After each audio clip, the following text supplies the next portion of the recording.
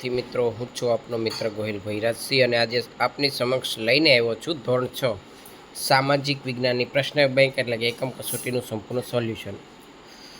ચાલો પ્રશ્ન 1 થી શરૂઆત કરીએ. સાચો વિકલ્પ શોધીને જવાબ લખવાનો છે. પહેલો, ઈસુ ખ્રિસ્તના જન્મ પછીનું હાલનું કેટલામું વર્ષ ચાલે છે? તો સી ઓપ્શન 2024મું વર્ષ.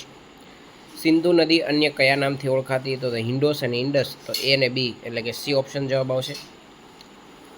આપણા દેશનું નામ ઇન્ડિયા કઈ નદીના નામ પરથી ઉતરાયું છે? તો સિંધુ. ચોથું, શાના પર લખેલું લખાણ લાંબા સમય સુધી ટકી રહે છે? તો શિલાલેખ. 5, તમારે ભુજના વૃક્ષો જોવા જવું હોય તો ગુજરાતથી કઈ દિશામાં પ્રવાસ કરશો? તો ઉત્તર દિશા. ભારત નામ આપણને કયા વેદમાંથી જાણવા મળે છે? તો ઋગ્વેદ. તમારે સમ્રાટ અશોકનો શિલાલેખ જોવા જવું છે તો ગુજરાતના કયા જિલ્લાની મુલાકાત લેશો? તો જૂનાગઢ. નીચે પૈકી કયો સ્ત્રોત પ્રાચીન ઇતિહાસ જાણવાનો માટેનો સ્ત્રોત નથી? તો ટપાલ. ગાંધીજીનો જન્મ 2 ઓક્ટોબર 1869ના રોજ થયો હતો.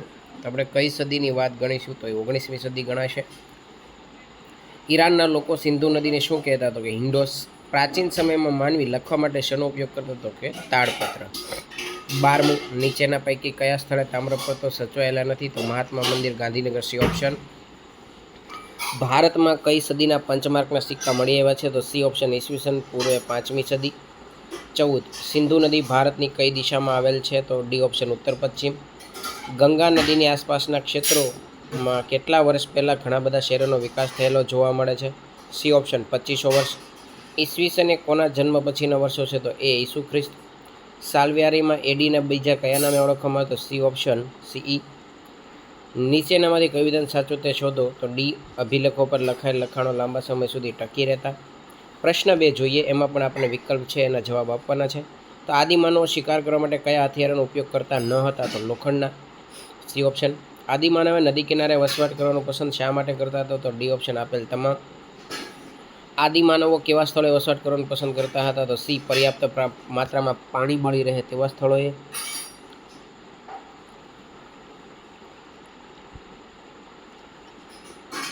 ચોથો પ્રશ્ન, આદિમાનવો શા માટે ભટકતું જીવન જીવતા હતા? તો સી ઓપ્શન એ અને બી બંને સાચા. 5, આદિમાનવો પથ્થરોનો ઉપયોગ કઈ પ્રવૃત્તિ માટે કરતા ન હતા? તો સી, મકાન બનાવવા માટે. છઠ્ઠું, ભીમબેટકાની ગુફાઓમાંથી આશરે કેટલા ચિત્રો મળી આવેલ છે? તો સી, 500 જેટલા. ભીમબેટકાની ગુફાઓ કઈ નદીના કિનારે આવેલ છે? તો નર્મદા. આદિમાનવના સ્થાયી જીવનની શરૂઆત કઈ શોધને આભારી ગણે? તો ખેતીની. અગ્નિની શોધથી આદિમાનવને કયા કયા લાભ થાય છે? તો ઉપરના તમામ. D option is the right answer. આદિમાનવોના સ્થાયી જીવનની શરૂઆતનો પ્રથમ સાથીદાર કોણ ગણાય છે? તો કે કૂતરો. ભીમબેટકાની ગુફામાં જોવા મળેલ આદિમાનવની કઈ કલા આજે પણ જોવા મળે છે? તો સી ઓપ્શન ચિત્રકલા. આદિમાનવ ગુફામાં શા માટે રહેતો હોય છે? તો ડી, આપેલ તમામ.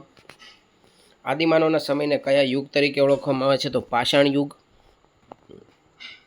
ઘાસના ક્ષેત્રોનો વિસ્તાર વધવાથી કયા પ્રાણીઓની સંખ્યામાં વધારો થયો હતો? સી, તૃણાહારી પ્રાણીઓ.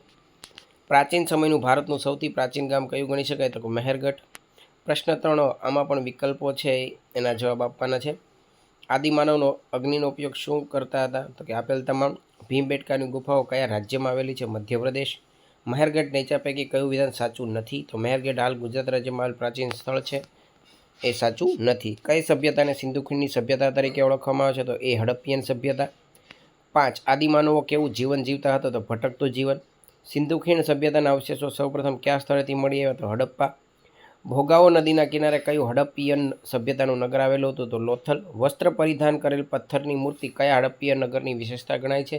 તો મોહેન્જો-દડો. 9, નીચે પૈકી કોનો સમાવેશ 4 વેદોમાં થતો નથી? તો આયુર્વેદ. ત્યારબાદ ખાલી જગ્યા છે. ભીમબેટકાની ગુફાઓ નર્મદા નદીના આસપાસના પ્રદેશમાં આવેલી છે. બીજી ખાલી જગ્યાનો જવાબ ગુફા. ત્રીજામાં ભોગાવો. ચોથામાં પાકિસ્તાન. 5માં વિંધ્યન. છઠ્ઠામાં સુક્ત. પ્રશ્ન 4ના જે પ્રશ્નો પૂછ્યા છે, આકૃતિ દોરીને જે આપણે ધ્રુવ વૃત્તો, અક્ષાંશ વૃત્ત છે એ બતાવવાના છીએ. તમે અહીંયા આકૃતિમાં મિત્રો જોઈ શકો છો. તો આવી રીતે તમારે આકૃતિ દોરીને મુખ્ય અક્ષાંશ વૃત્તો દર્શાવવાના રહેશે. ત્યારબાદ કટિબંધ દર્શાવવાના છે. તો એ આવી રીતે તમારે આકૃતિ દોરીને ઉત્તર અક્ષાંશ વૃત્ત, દક્ષિણ અક્ષાંશ વૃત્ત જે કંઈ છે એ ઉષ્ણ, સમશીતોષ્ણ અને ઉષ્ણ કટિબંધ દર્શાવવાના રહેશે. ટૂંક નોંધ સૂર્યગ્રહણ વિશે આપણને પૂછી છે. ચિત્ર સાથે આપણે જોઈએ. ચંદ્ર પૃથ્વીની વધુ નજીક છે. તે પૃથ્વીની આસપાસ ફરે છે. ક્યારેક તે ફરતી વખતે સૂર્ય અને પૃથ્વીની વચ્ચે આવી જાય છે. આ વખતે ચંદ્રના અંતરાયથી સૂર્ય દેખાતો બંધ થાય છે. આ ઘટનાને આપણે સૂર્યગ્રહણ કહીએ છીએ.